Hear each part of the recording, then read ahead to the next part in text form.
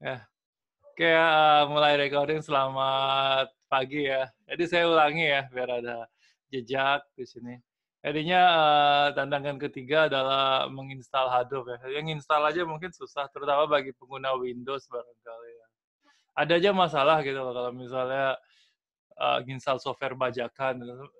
Saya waktu ngajar tahun lalu ngajar Menkom di Kominfo tentang Hadoop, tentang big data juga waktu itu ya. Jadinya kalau cenderung Hadoop-nya jalan di komputer ini ya, komputer peserta yang polos gitu ya, polos jadinya mungkin background-nya bukan emang IT, jadinya cuma install Microsoft Office, itu pun yang ori gitu ya misalnya gitu ya. Hadoop-nya diekstrak dari zip, diklik 2 kali jalan gitu ya. Tapi kalau misalnya yang nginstal semacam Adobe Photoshop, bajakan gitu ya, gitu-gitu tuh rata-rata nggak jalan gitu. Di sana kendalanya gitu ya. Jadinya eh, saya rekomendasi ya bagi pengguna Windows itu kalau hard disknya nggak kecil itu ya kalau RAM-nya gede pakai VirtualBox gitu ya, apa namanya, ada Linux lah gitu ya, atau dual boot Linux itu. Ini sangat rekomendasi sekali karena apa ya, kerja ke depan itu kan nggak mesti di Windows gitu ya, jadinya ada aja pekerjaan di Linux pasti kalau kalau mau memperluas ini ya, apa namanya, jenis pekerjaan yang bisa dicapai gitu ya. Misalnya yang berurusan dengan pemrosesan big data terutama gitu ya, nggak bisa lepas dari Linux ya, gitu. Oke, itu ya, pertama intinya nilainya ping-nya lebih gede lagi gitu ya, karena apa namanya, berarti yang pakai Linux mungkin, atau Mac gitu memiliki keuntungan gitu ya. Karena kalau saya Windows saya prioritaskan sana. Misalnya bisa jalan di Windows, berarti, sedikit menggunakan software bajakan atau menggunakan software bajakan tapi bisa mengatasi itu berarti itu ya, seperti itu. Oke, jadi yang di sini kalau saya terus terang, itu alasan saya tidak menggunakan Windows karena ujungnya pasti bergantung pada software bajakan gitu ya. Itu yang saya hindari karena saya juga jualan software gitu kan, jadinya kalau yang jualan software apa namanya, pakai software bajakan itu kurang etis bagi saya gitu kan ya kalau oke, itu jadi banyak sekali solusi tidak menggunakan software bajakan, salah satunya menggunakan Linux di sana itu. Ya banyak sekali di sana. Oke, itu jadi ini saya, jelasin cara menginstal di ini ya, di apa namanya, Linux dan, Unix saja kurang lebih ya. Di Windows sekilas saja, tapi nggak bisa didemokan gimana caranya jalannya di Windows ya. Oke, ya. Jadi pertama, download Hadoop-nya gitu ya, download Hadoop-nya di hadoop.apache.org ya, di sana download. Oke, saya rekomendasi, install ya download yang 2.9.2 atau 2.10, mana aja boleh ya. Ya pasti versi 2 ya, versi 2. Jadinya di Amazon Web Service sendiri justru, versi 2.8 ya, yang diinstal sebagai default ya. Jadinya versi 3 titiknya itu, paket khusus gitu ya, karena, di 3 titik itu, ini ya, apa namanya, security-nya tambahan sehingga settingannya itu harus mengedit settingan security juga gitu. Jadinya hak akses untuk Hadoop pertama harus bikin user untuk Hadoop, terus, apa namanya, harus dikasih hak akses untuk Hadoop dan sebagainya itu, lumayan, ini yang ngabisin waktu ya kalau security. Jadinya, itu juga ini ya, apa namanya, bisa diangkat sebagai TA juga ya, misalnya untuk pengamanan Hadoop gitu ya, jadi pakai Hadoop 3 titik sekian gitu ya, gitu. Ya, seperti itu jadinya banyak ya. Ini, mungkin karena saya baru kemarin ngupload materinya, ada yang bingung Hadoop itu apa gitu ya.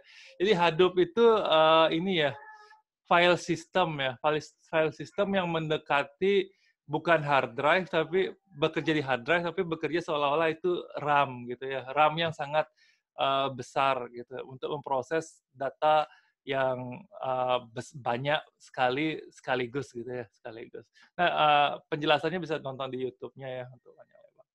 Oke, jadinya, ini di-download, formatnya adalah targz ya. Kalau kalian, install 7-zip kalau di Windows ya. atau WinRAR tidak rekomen ya. Kenapa misalnya WinRAR yang berbayar gitu. Padahal 7-Zip sudah bisa mengekstrak hampir semua format termasuk RAR gitu ya. Seperti itu bisa digunakan ya. Itu juga saya ngedit web kenapa pakai Sublime gitu ya. Padahal banyak sekali ini ya apa namanya editor yang gratis gitu ya, gratis dan bagus gitu seperti NetBeans, ya, Eclipse dan sebagainya gitu ya.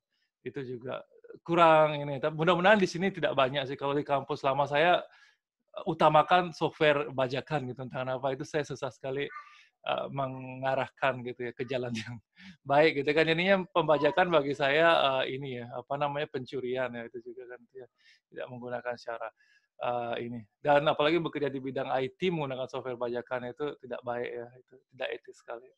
Oke, itu dia pertama.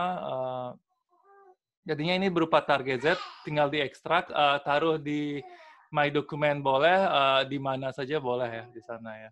Oke, itu setelah itu apa namanya ini oke stop share dulu ya stop share ini saya share ini ya share tunggu dulu ya saya share folder dulu. Oh, gila.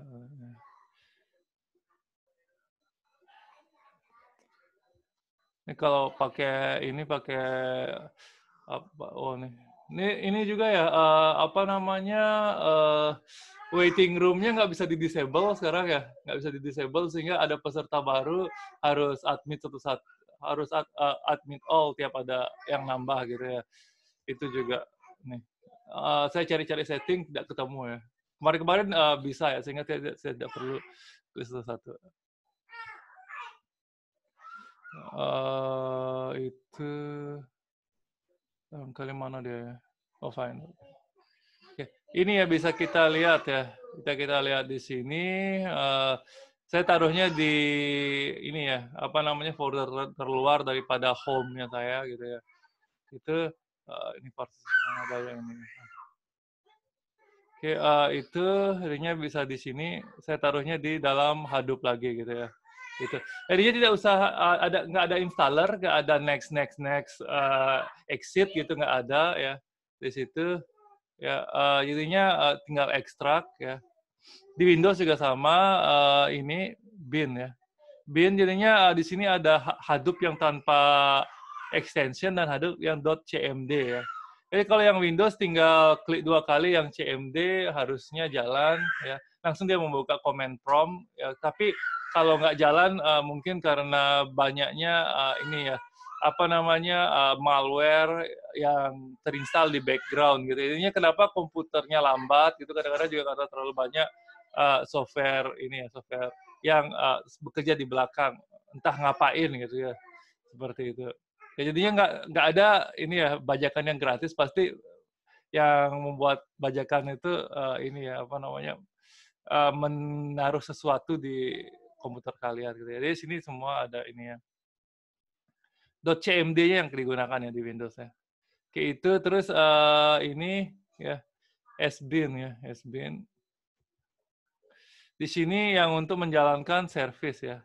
Tuh lagi leletnya ini ya nggak tahu lagi kerja apa ini intinya nanti bisa klik yang .cmd di sini ya .cmd di sini macam-macam itu terus settingan kalau settingan Windows maupun Unix system Mac ataupun Linux sama ada di etc ya etc seperti itu di sini ya kayak itu ya.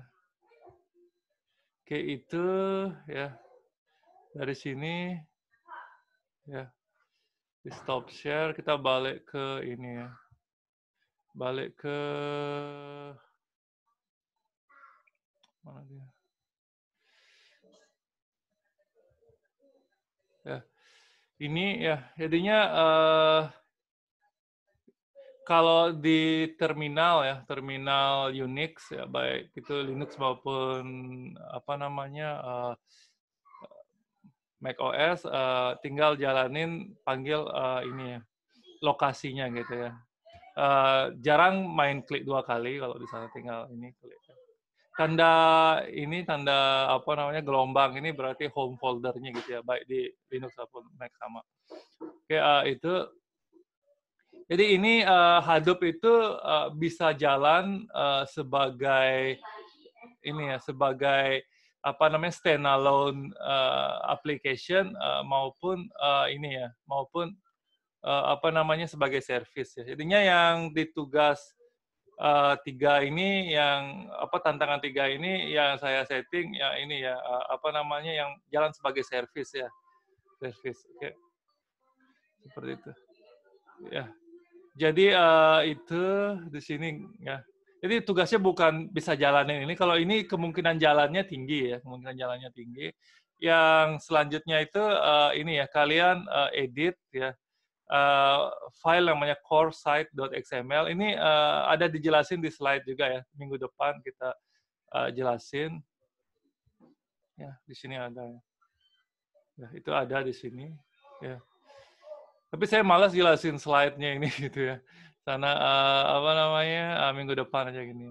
Jadinya di sini yang ujungnya kita setting itu portnya berapa gitu ya. Portnya berapa itu 9.000 umumnya gitu. Jadi di sini bukan HTTP ya, tapi HDFS gitu ya, HDFS. Tapi nanti service yang jalan itu HTTP di sini ya. Yang 50.070 ya. Gitu. Oke, diedit awalnya kosong ya, file kosong, kalian copy paste ini ke sana gitu ya. Copy paste ini ke sana. Terus selanjutnya kalian edit juga di folder yang sama, HDFS.site, copy paste ini untuk replikasinya 1 aja gitu ya. Jadi kalau replikasinya 2 berarti setiap kegiatan kita direplikasi sebanyak 2. Kalau 1 berarti tidak direplikasi. Selanjutnya untuk pengguna pertama kita format ya, format. Jadinya ini boleh HDFS.cmd-nya jangan diklik langsung, tapi ini ya, jalani lewat command prompt, tambahin name notes /format gitu ya. Kalau nggak gitu dia nggak jalan ya. Seperti itu. Oke, itu setelah itu dia jalan ya. Akan banyak ini. Ini ada settingannya juga supaya tidak banyak gini outputnya. Infonya di disable ya. Level apa namanya, debugnya sampai ke warning gitu ada juga ya. Jadinya selanjutnya bisa dijalanin start dfs.sh-nya setelah melakukan edit 2 file ya, 2 file ini aja. Jadinya kalau kalian pernah nyoba nginstal ini ya, nyoba nginstal apa namanya, coba nginstal apa namanya, PHP manual ke Apache, kurang lebih ngedit file XML juga, atau menginstal PHP di Nginx gitu misalnya, itu ya, seperti itu ya. Jadinya di sana juga ya, apa namanya, kalau kalian berbasis Unix system gitu ya, pemrograman webnya juga banyak keuntungannya di sana karena bisa menggunakan Composer dan sebagainya gitu ya di sana. Dan rata-rata standarnya itu juga di software house yang kelas Singapura dan lain-lain gitu ya sekarang juga. Ya, itu ya. Tapi nggak mesti terus ya, kalau misalnya yang malas nginstal Linux tuh biasanya beralih ke Mac. Tapi kalau saya ini ya, apa namanya, setelah kerja lama sendiri, nabung sendiri, baru ini ya, apa namanya, beralih. Itu pun ini dari dah lama nggak ganti gitu ya.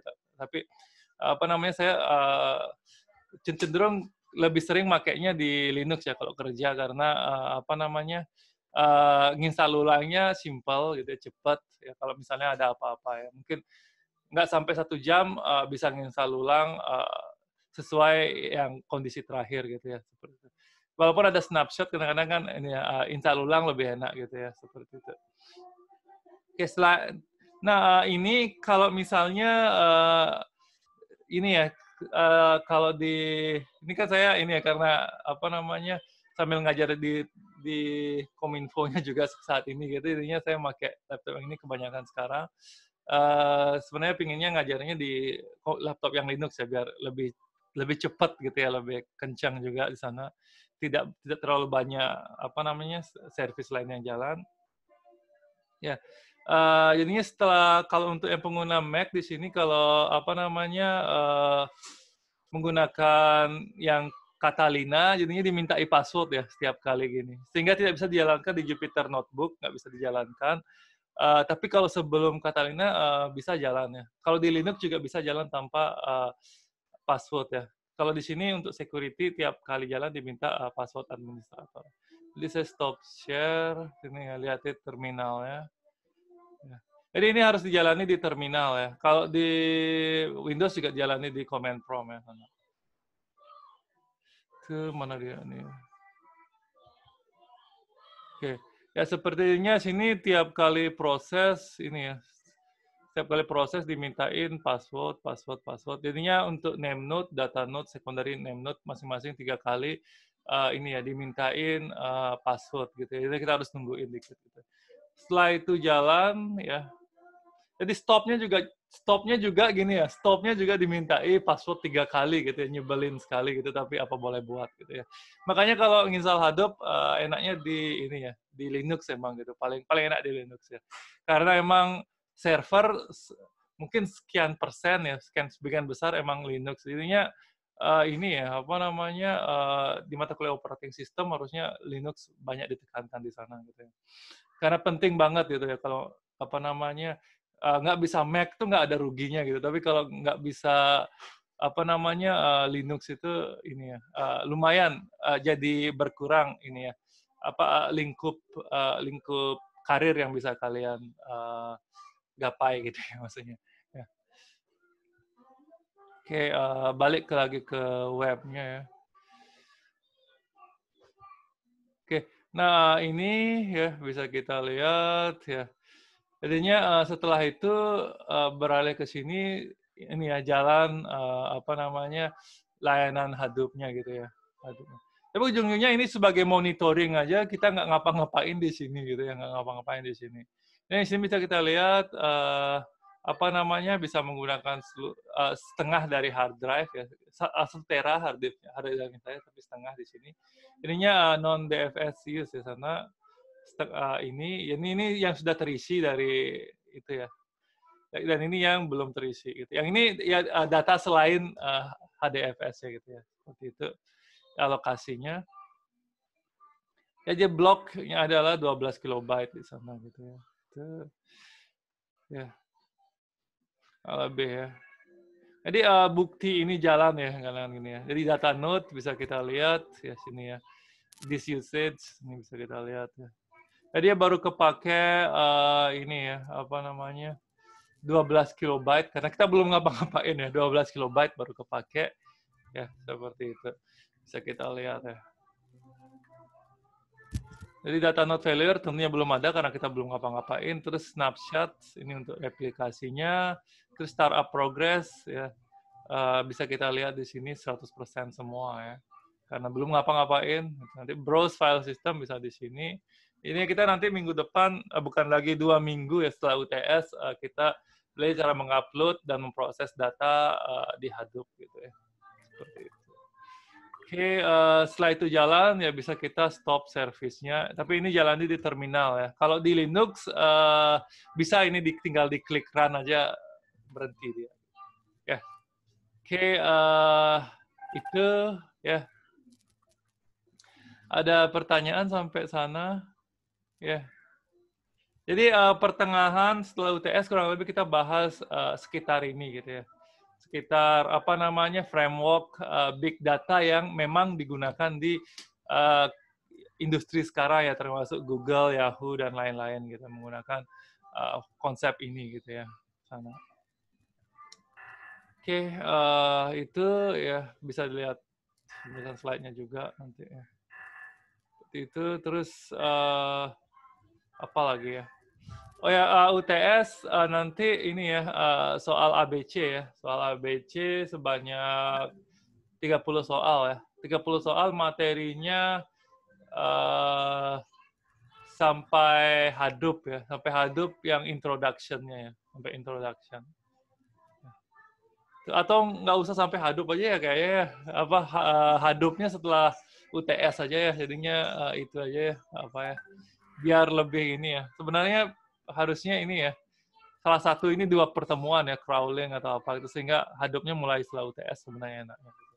Itu mungkin inilah tahun depan saya atur ulang lagi ininya. ini, walaupun ngajar mata kuliah yang sama, ini ya, tiap tahun ada aja saya ngubah-ngubah. Ini supaya ini ya, apa namanya, ada optimalisasi gitu ya. Oke. Idenya sampai data crawling ya, data crawling ini yang keluar sebagian teori, sebagian coding gitu ya. Misalnya apa namanya, function yang berfungsi untuk ini yang mana gitu misalnya, itu ya bisa di sana itu pilihan gandanya ya. Oke, itu barangkali ada pertanyaan sampai sana ya.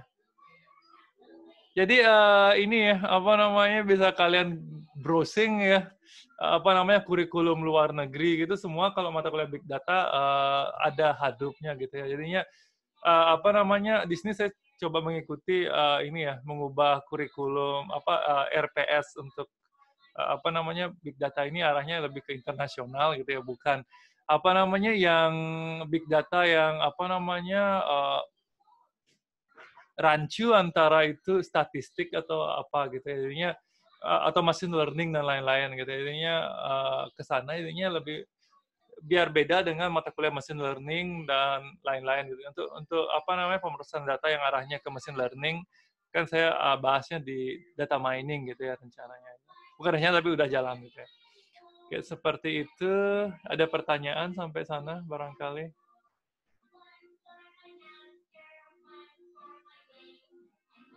Oke, ya jika tidak ada, nanti ini ya bisa tanya jawab juga lewat grup WA. Jadi saya cukupkan sekian. Terima kasih ya. Baik Pak, terima kasih. Terima kasih Ya, Pak. sama-sama. Terima kasih. Ya, Pak.